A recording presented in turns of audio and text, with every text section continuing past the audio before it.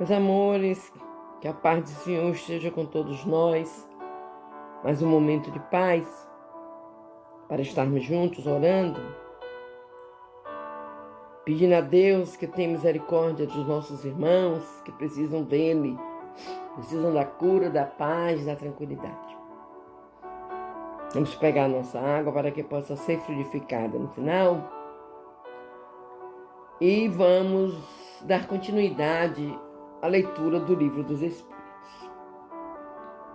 Hoje iremos continuar o capítulo 8 do livro 3, sobre a lei de progresso, falando sobre os povos degenerados. A história nos mostra uma multidão de povos que, depois dos abalos que os agitaram, caíram na barbárie. Onde está, nesse caso, o progresso? Quando tua casa ameaça ruir, tu a derrubas para a reconstruir de maneira mais sólida e mais cômoda. Mas até que ela seja reconstruída, há perturbação, confusão em tua residência. Compreende ainda isto. Eras pobre e habitavas um casebre. Porém, tornando-te rico, o trocaste para habitar um palácio. Então, um pobre diabo como tu o eras, vem tomar teu lugar no casebre e está muito contente, porque antes disso não tinha abrigo. Pois bem, aprende, pois, que os espíritos que estais encarnados nesse povo degenerado não são aqueles que o compuseram ao tempo do seu esplendor. Os de então que avançaram foram para habitações mais perfeitas e progrediram, enquanto que outros, menos avançados, tomaram seu lugar, que a seu turno trocaram. Não há raças que por sua natureza são rebeldes ao progresso? Sim, mas estas se aniquilam cada dia, corporalmente. Qual será a sorte futura das almas que animam essas raças? Elas atingirão, como todas as outras, a perfeição, passando por outras existências. Deus não deserda a ninguém. Assim, os homens mais civilizados foram selvagens e antropófagos. Tu mesmo foste, mais de uma vez, antes de seres o que és. Os povos são individualidades coletivas que, com os indivíduos, passam pela infância, idade madura e decrepitude. Essa verdade, contrastada pela história, não pode fazer pensar que os povos mais avançados deste século terão seu declínio e seu fim como os da antiguidade. Os povos que não vivem senão a vida do corpo, aqueles cuja grandeza não está fundada senão sobre a força e a extensão, nascem, crescem e morrem. Porque a força de um povo se esgota como a de um homem. Aqueles cujas leis egoísticas discordam do progresso, das luzes e da caridade, morrem porque a luz mata, as trevas e a caridade matam o egoísmo. Mas há para os povos, como para os indivíduos, a vida da alma. Aqueles cujas leis se harmonizam com as leis eternas do Criador, viverão e serão a luz dos outros povos. O progresso reunirá um dia todos os povos da terra em uma só nação? Não em uma só nação. Isso é impossível, porque da diversidade dos climas nascem os costumes e as necessidades diferentes que constituem as nacionalidades. Por isso, lhes serão necessários sempre leis apropriadas a esses costumes e a essas necessidades. Mas a caridade não conhece diferenças de latitudes e não faz distinção dos homens pela cor. Quando a lei de Deus for por toda parte a base da lei humana, os povos praticarão a caridade de um para o outro, como os indivíduos de homem para homem. Então, eles viverão felizes e em paz, porque ninguém procurará fazer injustiça para o seu vizinho, nem viver às suas custas. A humanidade progride pelos indivíduos que se aperfeiçoam pouco a pouco e se esclarecem. Então, quando estes se impõem pelo número, tomam a frente e arrastam os outros. De tempos em tempos, surgem entre eles homens de gênio que dão um impulso. Depois, homens com autoridade, instrumentos de Deus, que em alguns anos a fazem avançar alguns séculos.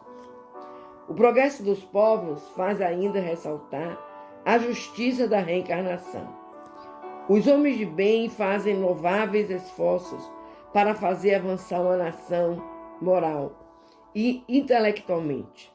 E seja assim, a nação transformada será mais feliz, neste mundo como no outro. Mas, durante a sua marcha lenta através dos séculos, milhares de indivíduos morrem a cada dia. Qual é a sorte de todos aqueles que sucumbem no trajeto? Sua inferioridade relativa os priva da felicidade reservada aos que chegam por último? Ou sua felicidade é relativa? A justiça divina não consagraria uma tal injustiça. Pela pluralidade das existências, o direito à felicidade é o mesmo para todos, porque ninguém está deserdado do progresso. Aqueles que viveram ao tempo da barbárie, podendo retornar ao tempo da civilização, no mesmo povo ou em um outro, resulta que todos aproveitam a marcha ascendente. Mas o sistema da unidade das existências apresenta aqui uma outra dificuldade. Por esse sistema, a alma é criada no momento do nascimento. E, portanto, se um homem é mais avançado que o outro, é porque Deus criou para ele uma alma mais avançada. Por que esse favor?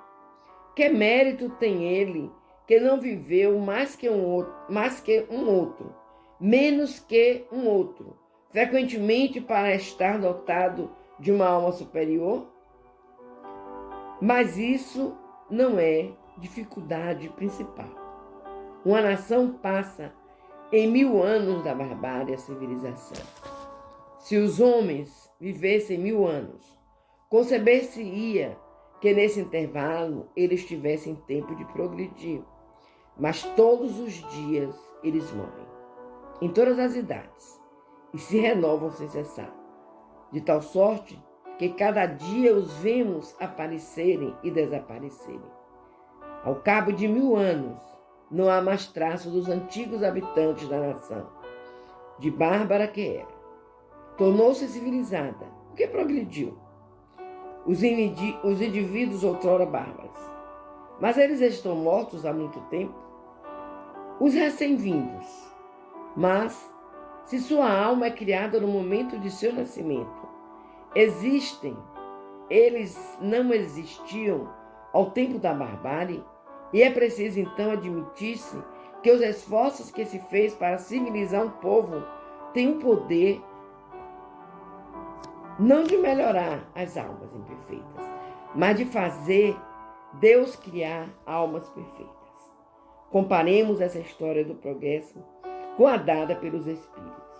As almas chegadas ao tempo da civilização, têm sua infância como todas as outras, mas já viveram, e chegarão avançadas, devido a um progresso anterior. Elas vêm atraídas por um meio que lhes é simpático e que está em conformidade com seu estado atual.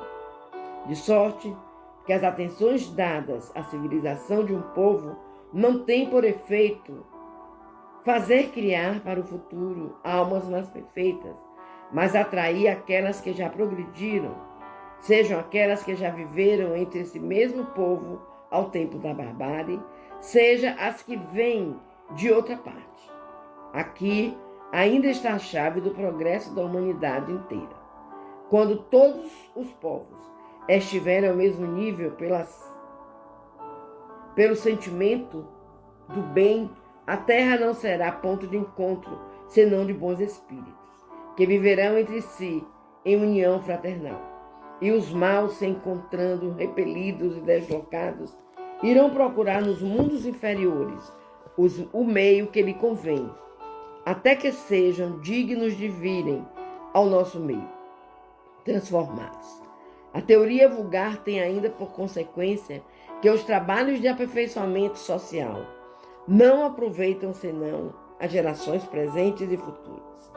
É nulo para gerações passadas que cometeram o erro de vir mais cedo e que se tornam o que podem carregadas que estão de seus atos de barbárie. Segundo a doutrina dos espíritos, os progressos ulteriores aproveitam igualmente a essas gerações que viveram em condições melhores e podem assim se aperfeiçoar ao abrigo da civilização. Esse tema dos povos degenerados ficou um pouco mais longo, então não vamos comentar hoje. Amanhã comentaremos sobre esse tema, antes de iniciarmos o novo tema. Que Deus nos abençoe. Vamos conversar com o Pai.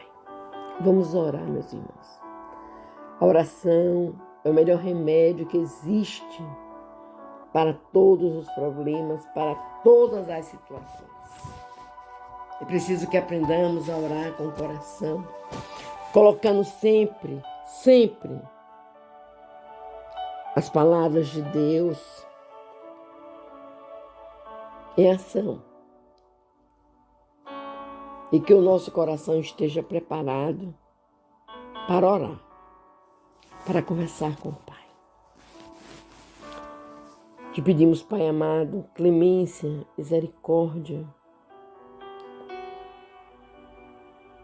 por essa civilização que vive na jornada terrena. Sabemos, Pai, que aqui encontramos homens dispostos a trabalharem na seara do Mestre Jesus, a divulgarem, a difundirem o Evangelho de Jesus. Nós te agradecemos, Pai, porque mesmo encontrando nesses teus filhos tantos erros, tu estás sempre nos preparando pessoas, homens capazes para nos ajudarem na lei de progresso. Tende misericórdia da humanidade que sofre, que sente dor no corpo, que sente dor na alma. Tende misericórdia dos lares que muitas vezes são desmanchados, quebrados por doenças, por desencanto, por dores, por egoísmo, por orgulho. Cuida, Pai querido, de todos os seus filhos. Que cada um, Pai, aprenda da forma que lhe for possível a viverem nesse tempo chamado Terra, com a Mãe Natureza, com o Universo, com a grandeza do amor que foi ensinado por Jesus, aprendendo, Pai querido, a perdoar, aprendendo o valor da caridade, do como é importante, Pai, que procuremos afastar de nossas vidas o orgulho, o egoísmo, o medo, a vingança. Isso não nos leva a canto nenhum, meus amores. Se nós procurarmos sermos, em pouco tempo, em poucos minutos, um dia, parecidos com Jesus durante o seu apostolado, nós iremos ver a diferença que é sermos filhos de Deus. É por isso, Pai amado, que te clamamos por misericórdia, por todos os males, por tudo aquilo que esteja impedindo a nossa evolução espiritual. Tende misericórdia, meu Deus. Tende misericórdia de todos nós. Que assim seja. Vamos fechar os nossos olhos, meus amores. E vamos fazer a oração que Jesus nos ensinou. Pedindo à espiritualidade amiga que venha fluidificar nossas águas, que servirão de remédio para o nosso corpo físico e espiritual. Pai nosso que estás nos céus, santificado seja o teu nome de amor. Venha a nós o teu reino. Seja feita a tua vontade, assim na terra como nos céus. O pão nosso de cada dia nos dai hoje e sempre. Perdoa, Pai querido, as nossas ofensas, assim como nós perdoamos a quem nos tenha ofendido. Não nos deixeis cair em novas perturbações, mas livra-nos, Senhor, de todo mal. Pois teu é o poder, o reino, a honra e a glória, hoje, agora e sempre. Que assim seja.